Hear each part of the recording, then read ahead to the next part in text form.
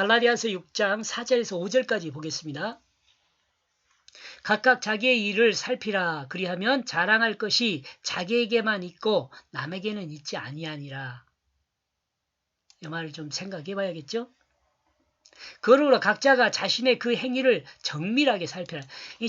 다른 사람을 정밀하게 살필 것이 아니라 우리 그리스도인은요, 자신을 정밀하게 살펴야 돼요. 무엇으로? 하나님 말씀으로 자신을 정밀하게 살펴야 돼. 나한테 거짓말이 있는가 없는가, 거짓이 있는가 없는가. 거짓이 없다면 최소한 그 사람 한 85% 정도는 하나님 나라에 가까운 사람이 거짓이 없다면, 살펴서 거짓이 없다면, 이게 85%냐? 나머지 한 15%는 실질적으로 사랑을 해야 하잖아요. 섬김을 해야 돼요. 섬김의 결과로 나타나야 돼요. 믿음이 있는 사람은 이 사랑이라는 것으로 사랑의 섬김이 나타날 수밖에 없어요. 그리스도인은 누구도 이와 같은 일을 행할 수 있다는 것을 용납하십니다. 뭔 말이에요?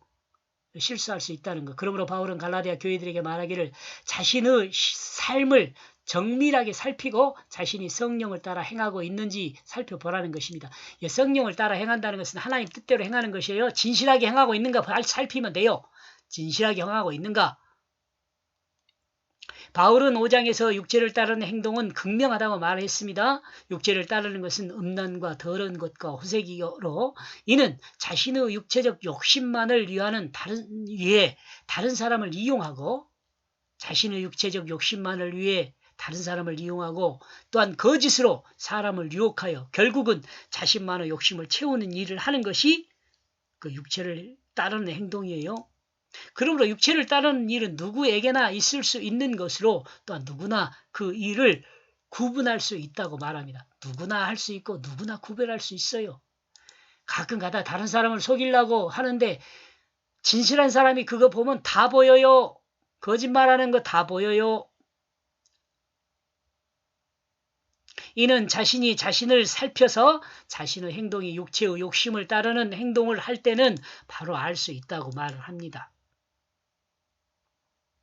그리고 그때 자기에게 남아있는 것을 그는 자랑할 것으로 붙잡아야 할 것이다. 그때 자기에게 남아있는 것을 한번 설명을 봅시다. 그때 자기에게 남아있는 것을 그는 자랑할 것으로 붙잡아야 할 것이다. 바울은 갈라디아 교회들에게 성령을 따라 완성한 자랑거리를 소유하라고 말을 했죠. 성령을 따라 완성된 것을 자랑거리로 붙잡아라 그랬어요. 하나님의 뜻을 따라서 진실하게 행한 것을 붙잡아라는 거죠. 이는 육체를 따른 자기의 육체를 자랑하는 것이 아니라 성령을 따름으로 섬김을 통해 생제의 짐을 지고 자신의 시간과 물질과 수고를 통해 형제를 섬긴 그 흔적을 자신의 몸에 가지라고 말하는 거죠. 그것이 붙잡는 것이에요. 흔적을 몸에 가지라는 거죠. 곧 이것이 그리스도인으로서 자신에게 간직해야 할 자랑거리예요. 바울이 말하는 것은 바울이 붙잡아 간직한 그 자랑거리를 가지라고 말하고 있습니다. 전제에 말하고 있는 것처럼 이 자랑거리는 자신의 마음을 속이는 것이 아니요. 같은 그리스도인이 인정하고 또한 자신의 마음을 속이지 않았다면 진실한 그리스도인으로서 예수 그리스도처럼 섬김의 본을 보이는 흔적을 간직하라고 말하고 있습니다. 이 흔적을, 몸에 흔적을 가지라는 것이 간직하는 거예요. 이것이 곧 자랑거리가 되기 때문에 그렇습니다. 그리고 이 자랑거리는 하나님 앞에서는 그날 하나님이 칭찬받을 만한 상급이 되는 거예요. 그리스도인의 열매 중 이 자랑거리를 간직한 사람은 하나님의 칭찬을 받게 될 것입니다. 하나님의 칭찬을 받는 것보다 더 큰 상급은 없어요. 저는 그렇게 생각해요. 여러분 하늘나라에 가면은 홍보석, 녹보석, 금, 은 막 깔려 있다는데 그 금은 귀하겠어요? 다 깔려 있는 게? 하나님 칭찬이 최고지. 어때요? 어떻게 생각해요, 여러분? 그러므로 다른 것을 향하지 않는다. 성령을 따라 행함으로 형제의 짐을 서로 지고 또한 형제의 짐을 진 섬김을 통해 예수 그리스도처럼 자신의 육체의 흔적을 가지라고 말을 하고 있습니다. 예수 그리스도처럼 그 육체에 형제를 섬긴 그 흔적을 가지라고 말해요. 이게 뭐예요? 자랑거리를 붙든 거지. 성령으로 행함으로 그 자랑거리를 붙든 거예요. 그러나 다른 흔적은 육체에 가지지 말라고 말하고 있습니다. 그렇다면 다른 것은 무엇일까요? 다른 것은 행하지 말라 이거죠. 그것은 말할 것도 없이 자신의 육체를 위한 삶으로 자신의 육체적 욕심을 따라 자신의 육체적 안위를 위해 소유한 결과물들이라고 생각해 볼 수 있어요. 그러므로 결과물은 어떤 것이 있을까요? 역시 육체적인 것으로 썩어질 것을 말합니다. 이는 육체의 죽음 이후 그 동시에 이 세상에 있는 그 어떤 것도 자신에게 더 이상 아무런 가치를 주지 못해요. 너무도 잘 아는 거죠, 여러분. 여러분 죽은 후에도 여러분이 갖고 있는 그 어떤 것들이 그 욕심을 가져서 이 땅에서 채워놨던 것들이 여러분에게 죽은 후에도 소용이 있을 것 같아요? 아니요, 소용없어요. 아무것도 필요 없어요.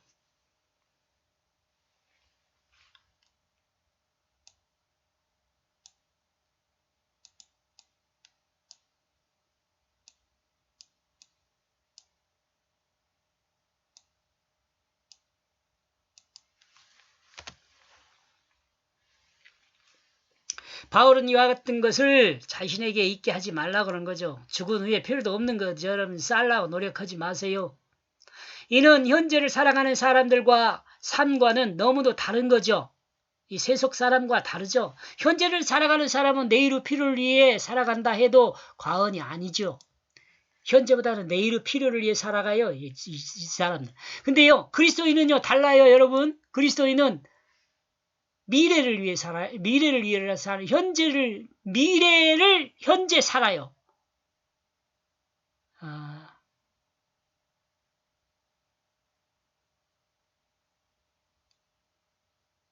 이것은 좀 생각을 해보세요.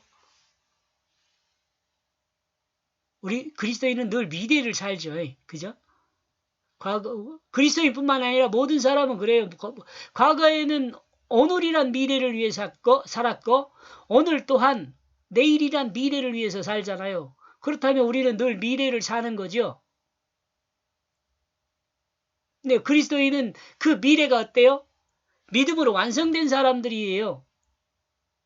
미래가 믿음으로 완성된 사람들이 그리스도인이에요. 왜요? 영원한 하나님 나라의 상속자로 우리가 살잖아요. 이 땅에서. 구원받은 사람. 하나님 말씀을 닮은 사람들은.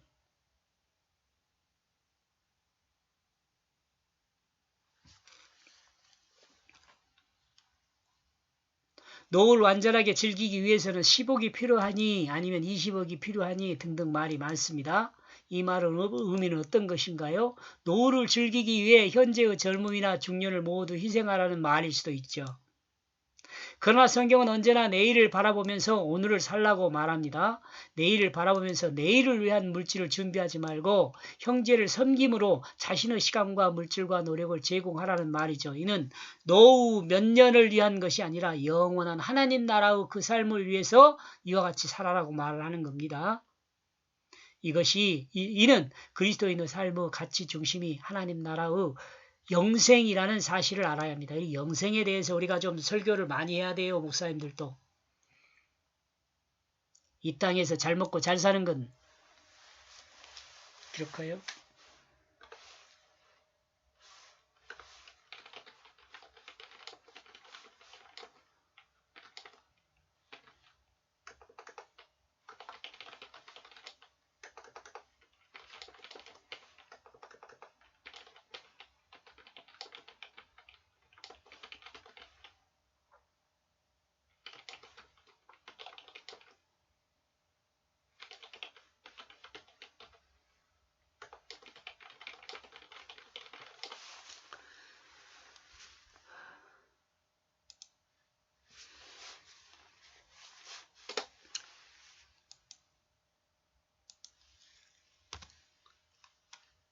좀 영원한 생명에 대해서 좀 많이 이야기를 했으면 좋겠어요.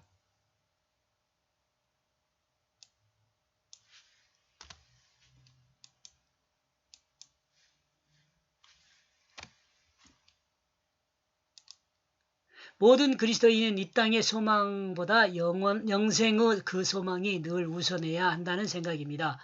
바울이 영생 때문에 고민하다가 예수를 알게 되었잖아요. 4절 그러므로 각자가 자신의 그 행위를 정밀하게 살펴라. 그리고 그때 자기에게 남아있는 것을 그는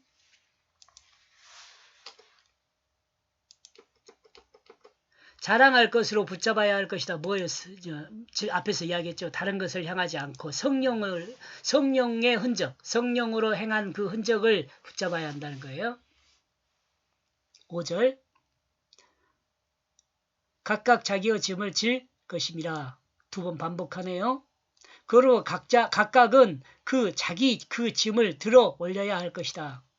인생은 자기의 짐을 질 수밖에 없는데 그 자신의 짐을 자기 육체의 목적을 따르는 삶이 아니라 자신의 짐은 육체의 목적을 따라 사는 삶이 아니라 하나님께서 정하신 목적을 따라 사는 삶이에요. 그것을 짐이라고 그래요. 모든 인생은 하나님이 정해 주신 창조물로 창조물로서 사랑으로 섬기는 것으로 사람에게 가장 기본이 되는 규범이라 말하고 있습니다. 피조물로 그럽시다. 하나님이 정한 창조물로서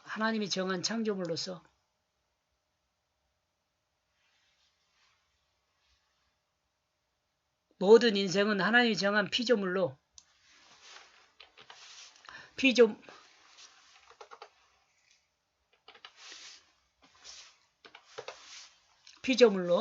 사랑으로 섬기는 것으로 진실이 빠지면 안 돼.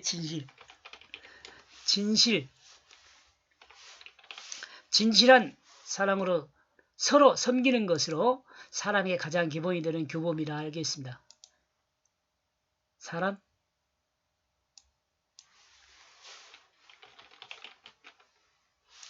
사람이라게 하고 싶은데 사람들이 그렇게는 안 되니까 그리스도인이라고 조금 한정을 지었었습니다.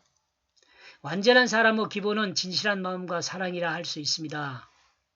그러므로 바울은 사랑하는 갈라디아 형제들에게 각자가 본질적인 자신의 짐을 지라고 말하고 있습니다. 즉 본질적인 자신의 짐이란 하나님의 창조 목적에 따른 사랑으로 형제를 섬기는 성령의 규범을 따르는 것입니다. 이것이 곧 영적으로 자신의 삶과 형제의 삶을 완성하는 것이 됩니다.